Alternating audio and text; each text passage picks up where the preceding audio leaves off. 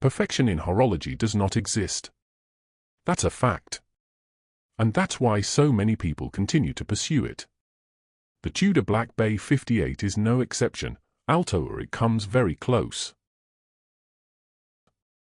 Hello and welcome to Watch Outspoken. Today, I'm sharing with you my experience with this amazing almost everyday companion. It's been 5 years since we first met and our love continues to grow. What I'm sharing with you in this video comes from my personal experience and feelings toward this watch, as well as all the research I've done over the years about it and the brand. Thank you in advance for understanding any possible imperfections about the description. If you spot one, I would greatly appreciate it if you could share it by leaving a comment below. Alright, let's get started. A bit of history. Tudor has a long and rich history in the watchmaking world. The brand was registered in 1926, almost a century ago, by Hans Wilsdorf, the same founder of Rolex. However, production didn't begin until 1946, 20 years later. For decades, Tudor has been considered Rolex's little sister, with the mission of creating more affordable watches while maintaining the same high quality.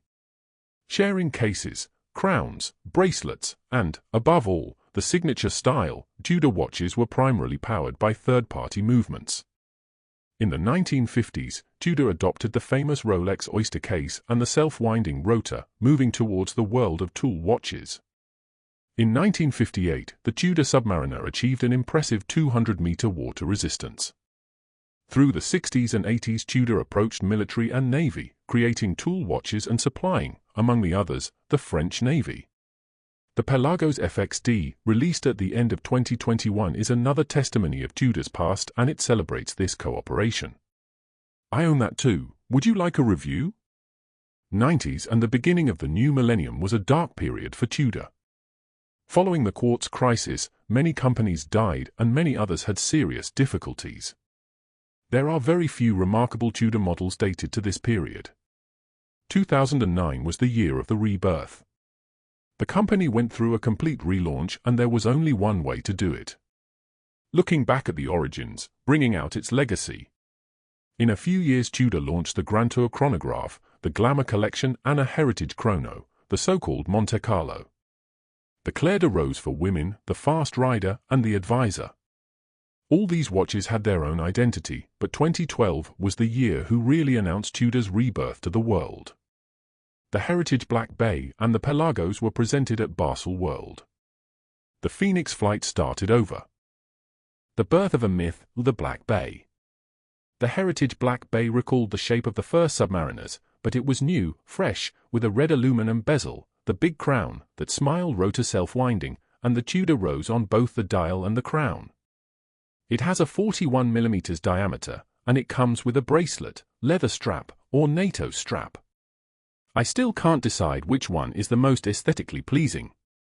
The Heritage Black Bay was powered by the ETA 2824, a movement well known for its reliability, with a 38-hour power reserve and 28,800 vibrations per hour, for Hertz. It was so successful that, in the following years, it was followed by many other variations in terms of colors, materials, and dimensions. The Black Bay quickly became a bestseller, and many watch enthusiasts were mesmerized by it. Also, with a price of around €3,000, it was a very attractive option for a luxury diver. In the following years, such a great watch could only go in one direction: improvement. Again, the Black Bay 58. To make an even better watch, two things were so very important: the movement, dimensions. What not everyone knows is that the famous in-house movement is actually not made entirely by Tudor itself. Let me explain.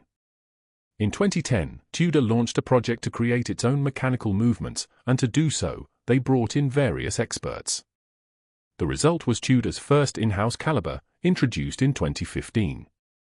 The North Flag made its debut on the global scene, showcasing the MT5621, a COSC-certified movement with a 70-hour power reserve. By the way, they made it visible through a sapphire crystal case back. This marked the beginning of Tudor's journey with in-house movements, an exclusivity not all watchmakers can afford. In fact, in 2016, Tudor established the Kenissi Company to continue developing and producing these movements. They also began offering this expertise and their movements to other brands. The first partnership along this path was with Breitling. The Black Bay 58 is powered by the MT5402, essentially the same movement used in the North Flag, but adapted in size. I've personally tested its power reserve and it stopped at 66 hours, but I'm confident it can reach the full 70 hours in optimal conditions. Dimensions. 41mm is a great size for most men, but there are plenty of people with thinner wrists who prefer something slightly smaller. And so it was. At Baselworld 2018, a star was born. The Black Bay 58 was presented with all the elements that were previously missing. With its 39mm case, 11.9mm thickness, and a lug-to-lug measurement of 47.5mm, it offers the perfect proportions for many. The bracelet. The Black Bay bracelet is widely known for being comfortable, and I can confirm that. There's just one small flaw, in my humble opinion. Looking back, considering subsequent Black Bay models like the bronze version or the Pro, I would have loved to see a micro-adjustment clasp on the 58 as well. I think in the future, we can expect a redesign, likely incorporating this kind of bracelet solution. The riveted bracelet might be loved or disliked, but it doesn't really make a difference to me. It pays homage to history, evoking the 50s rivets, even though they are no longer functional as they were 70 years ago. To be honest, I don't mind them when I'm wearing the watch. I find they're actually more attractive in videos or photos than in person. The dial. The matte black aluminum bezel is opaque, with gilt indices and hands that shine against it. The red triangle at 12 adds a touch of class, a nod to the 58 Submariner. The dial is matte black, almost sandy and faded in appearance, beautifully opaque, protected by a flat sapphire crystal that rounds off at the edge near the bezel, adding a vintage look. The hour markers are rose gold, filled with lume. The so-called gilt dial is one of the highlights of this watch. The Shield logo certifies that this Black Bay belongs to the new series. The previous version, discontinued in 2016, featured an ETA movement and the rose logo. Needless to say, the earlier models are becoming increasingly attractive to collectors and are likely to continue increasing in value. The crown. The crown keeps the Tudor rose, so we have two different symbols on the same watch, maintaining a connection between the past and the future. It has no side protection, paying homage to the famous big crown. It's a defining feature of the Black Bay, and I personally love it. The lume. The hands, indices, and triangle dot are filled with bright lume. In the dark, the color glows in a vibrant green, offering excellent visibility. As with many watches, it transforms in the dark, appearing almost like something different. The real joy for the eyes is when you're in a twilight setting, with dim light coming and going. Price and availability. Today, you can buy this timepiece for just over €4,000, bracelet included.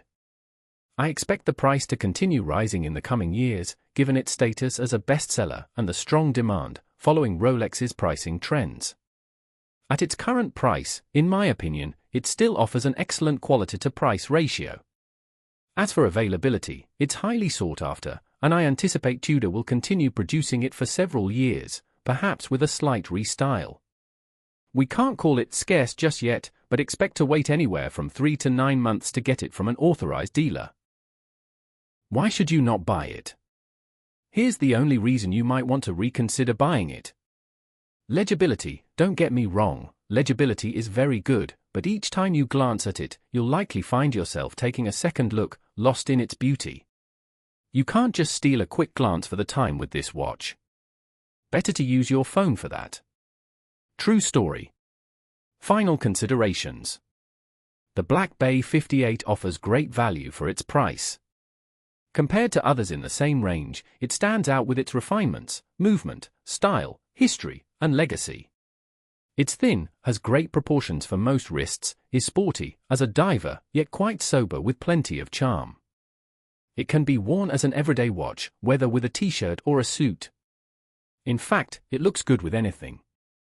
It exudes vintage vibes, but still gives you the sense of wearing something solid and reliable, powered by an in-house modern movement. I like to think of it as it was intended, a heritage watch. What I expect from such a watch is to wear it, love it, live with it for many years, and then, soaked in my experience, pass it down to my son. I've never regretted buying it, and I love it more and more. I can truly recommend it, and I hope you enjoy it as much as I do. If you have any questions, feel free to leave them in the comments, and I'd be happy to answer.